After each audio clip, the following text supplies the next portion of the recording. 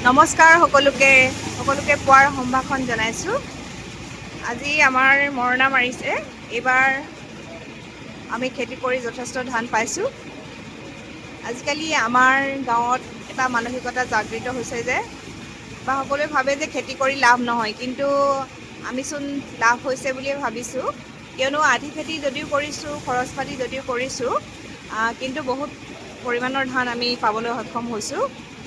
গতিকে আমাৰ আগতেতো খেতি কৰিয়েই দিনবিলাক পাৰ হৈছিল বা তেনেকেই আৰ্থিকভাৱে সকলো সবল হৈ আছিল, কিন্তু আজিকালি যুৱকচামে খেতি কৰিবলৈ এৰিয়ে দিছে। গাঁৱতো সেই মানসিকতা গঢ় লৈ উঠিছে যে খেতি কৰিলে লাভ নহয়, কিন্তু আমি আধি খেতি কৰিও এটা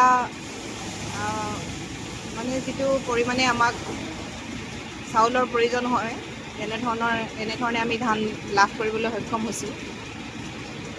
এইদৰে আজি আমাৰ মৰণা মৰা কাৰ্যটো হৈছে, যিহেতু বিজ্ঞান আৰু প্ৰযুক্তিবিদ্যাৰ যুগ, সেইকাৰণে মেচিন আনিয়ে ধান মৰা হৈছে আৰু অতি কম সময়ৰ ভিতৰতে এই মৰণা মৰা কাৰ্যটো সমাপন হ'ব।